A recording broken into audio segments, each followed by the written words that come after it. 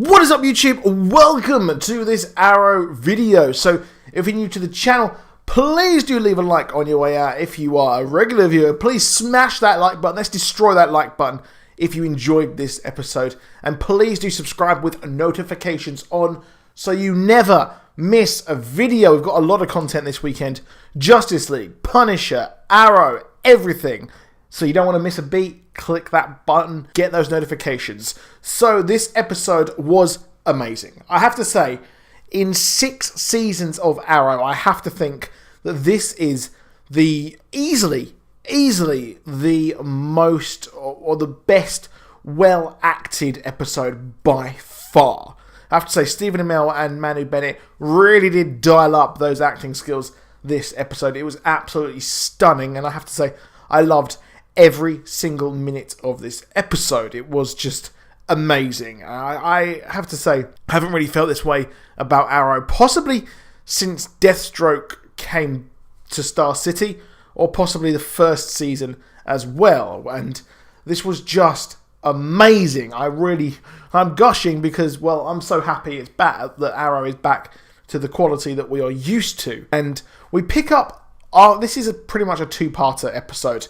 So we had last week, we had Deathstroke, Slade Wilson, looking for his son, and, well, he found him. He found Joe Wilson here with the help of the Green Arrow, Stephen Amell's Oliver Queen. And what happened was, he was actually able to find his son, only to realise that he is the leader of the Jackals, which, a really awesome Easter egg in the fact that the Jackals were the one who kidnapped his brother, or actually kidnapped himself, in the comics. So he kidnapped Joe Wilson, but yeah, more on how they're switching up these characters later on. So that's pretty much where we were left off, and we were left off between a battle between Deathstroke and his son. Now, I really do like the way they worked here. We had quite a lot of flashbacks. We understood why Joe was actually evil, or not evil, but just, you know, angry and things like that. And what is really cool here is the fact that he was really damaged as a child. He saw his father kill that person when he was working for the Australia, is it ISIS or whatever, the Australian Special Forces.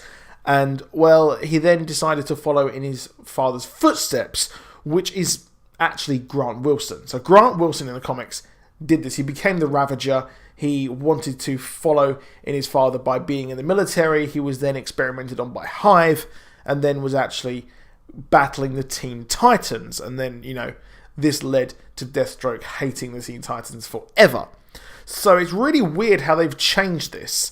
So Joe in the Arrowverse has actually turned evil. He was damaged by his father. He looked up to his father. He saw this absolute Deathstroke, the Terminator, absolutely Mirakuru'd up to his eyeballs, which is really savage. And he saw this father, and he wanted to emulate that father. He wanted to be like him. He couldn't understand why his father would actually kind of really forgive Oliver Queen, because he didn't really understand about this Mirakuru effect. So really good writing there, I think, in this episode. Really good writing, I have to say. A real rare treat these days for Arrow to be so amazingly well written. Now, what is weird is the fact that we actually we learn of a new brother. We learn that, well, there's Grant Wilson who is out there. Grant Wilson, if you remember, was in the 2040 Legends episode in Season 1 of Legends, and he was living on his father's memory as Deathstroke. He took over Star City, and, well, that was that. Now, that was pre-Flashpoint, so it looks like things might have changed after Flashpoint here.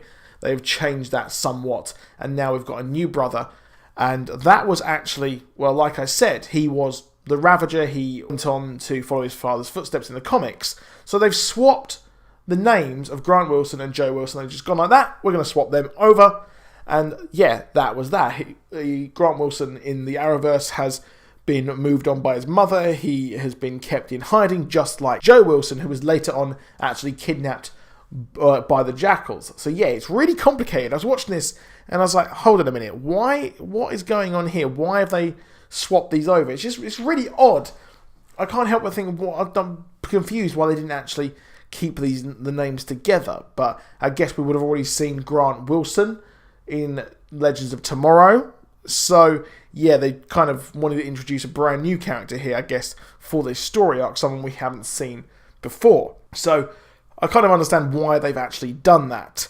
Now, it's really awesome that we've got Deathstroke here, and I have to say, the battling, the fighting was amazing, and the origin of his Deathstroke suit, now that was freaking awesome as well. I absolutely loved that experimental suit. The flashbacks are amazing. I have to say, the kid who played Joe Wilson, amazing actor. I thought he was so good in this. I mean, usually they bring on these bit part characters, and well, they're not really that good. It's a bit iffy, but I have to say, they really brought it up. They really did. It seemed like they did actually have a connection. It was really weird. I could have. If you told me they were like husband, that's weird. If they were father and son in real life, I would be inclined to believe you if I didn't know they weren't. So yeah, that was just really amazing that we got to see that. And we've got Deathstroke now out on his own, and he is off exploring the world, finding both of his sons. So expect we will see Grant Wilson at some point in the future, maybe not for a while. And the question is, will he be evil? Because Jericho was actually, he's in the comics, he's not actually that bad. He joined Team Defiance, which was Deathstroke's super team recently. So if you haven't read that, the Team Defiance arc, that's pretty awesome if you want to really jump in and things like that with Deathstroke. So as a whole, it was a fantastic episode. But not only did we, that was an amazing story, but we also got the introduction of Ricardo Diaz, aka the Dragon, aka Richard Dragon from the comics. And I have to say, this actor, he's so good. I thought he was great in this role when he was talking to Diggle and things like that. I found the whole kind of rationale about them, working to take down Richard Dragon.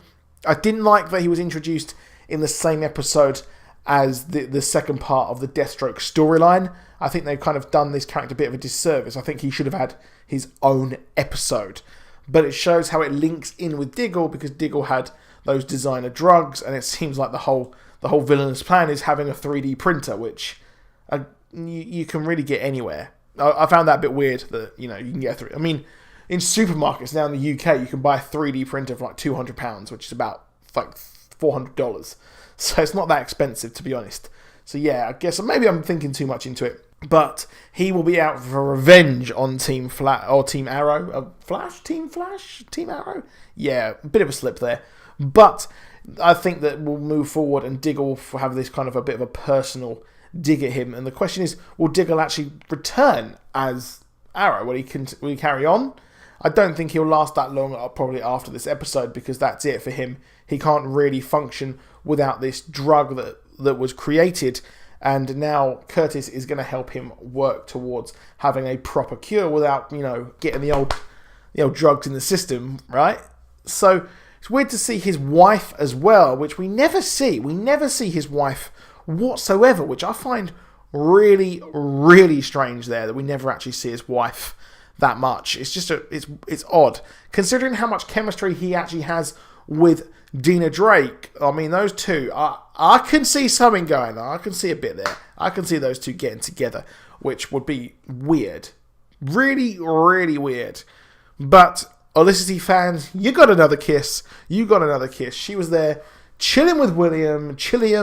He was bored. He's just texting his father's girlfriend, like, come over, babe. That's weird. I thought that was a bit weird. I don't know. Is that just me?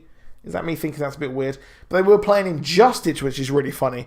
And, well, Felicity was playing as the Blue Beetle, who, funnily enough, poor old Ray Palmer, who has been downtrodden in this whole Arrowverse. Brandon Roth was actually originally cast to play Ted Cord, the Blue Beetle, which would have made sense considering we had so much, Cord Industries references in the Arrowverse. So, yeah, nice little Easter egg there. And Brandon Roth, well, I think he's cool. Yeah, that's just me.